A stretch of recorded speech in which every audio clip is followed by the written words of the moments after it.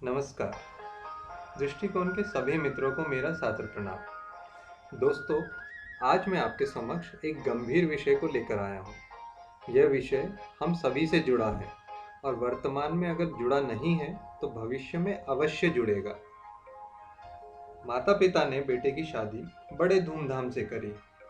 शादी के कुछ महीनों बाद माँ कुछ परेशान सी रहने लगी। इस परेशानी के चलते एक दिन माँ अपने बेटे से एक प्रश्न पूछ बैठी। बेटा, तुझे अपनी पत्नी और अपनी माँ में से अधिक प्रिय कौन है? अगर माँ और पत्नी में से किसी एक को चुनना पड़े तो तू किसे चुनेगा? इस प्रश्न की कल्पना शायद बेटे ने कभी नहीं की थी, और यदि की भी होती तो उसका उत्तर क्या होता। ठीक यही प्रश्न कुछ समय बाद पत्नी को भी पड़ा। इस प्रश्न को टाला तो जा सकता है, किंतु टालना इस प्रश्न का उत्तर नहीं। इसी प्रश्न को उत्तर ढूंढते हुए कुछ विचार मैंने दोनों के समक्ष रखे। आप भी ध्यान दीजिएगा। माँ का कोई मेल नहीं। दोस्तों, माँ जैसा कोई नहीं हो सकता, इसलिए उसी माँ को नमन करते हुए कहता हूँ, माँ का कोई मेल नहीं और पत्नी का स्थान कौन झुठला सकता है। हमारे देश में पत्नी को अर्धांगिनी कहा जाता है, तो इसी भाव को याद रखते हुए कहता हूँ कि माँ का कोई मेल नहीं और पत्नी का स्थान कौन जुटला सकता है, और दोनों में से श्रेष्ठ कौन है, ये कौन विद्वान बतला सकता है।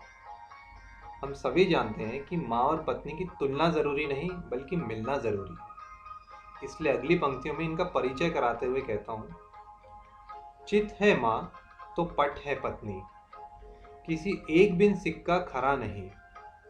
चित है माँ तो पट है पत्नी, किसी एक बिन सिक्का खरा नहीं।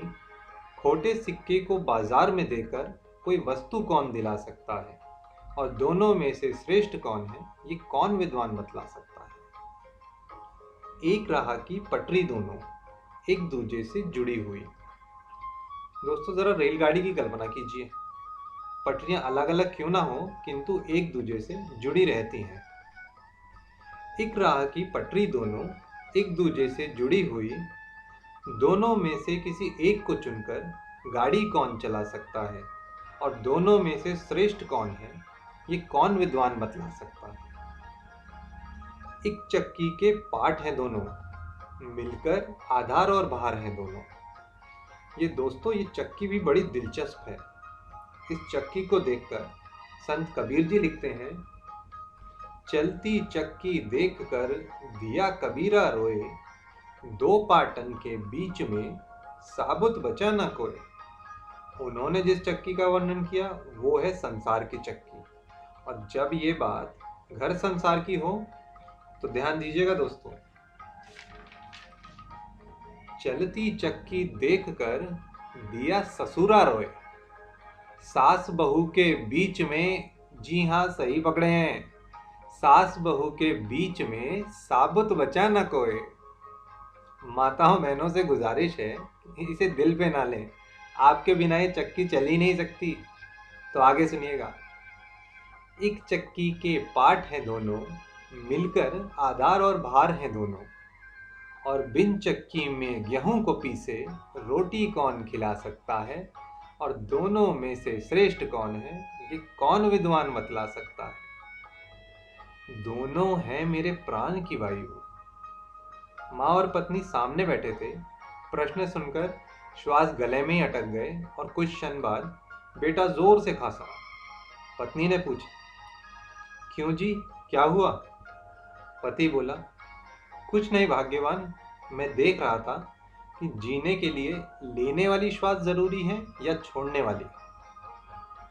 तब आगे कहता हूं, दोनों हैं मेरे प्राण की वायु, किसी एक को चुनने का अर्थ नहीं।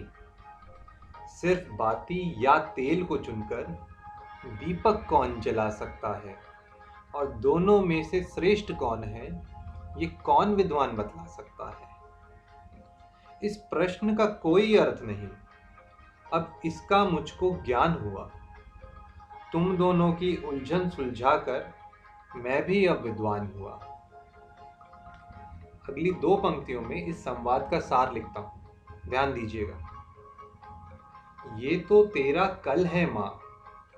हर माँ पहले पत्नी ही तो थी, इसलिए ये तो तेरा कल है माँ, ये कल तेरा आज हो जाएगी। और जब जब तू मेरे पास ना होगी, ये मेरी माँ हो जाएगी, ये मेरी माँ हो जाएगी। यदि आपको कुछ समाधान मिला हो तो वीडियो को शेयर और सब्सक्राइब अवश्य करें। धन्यवाद।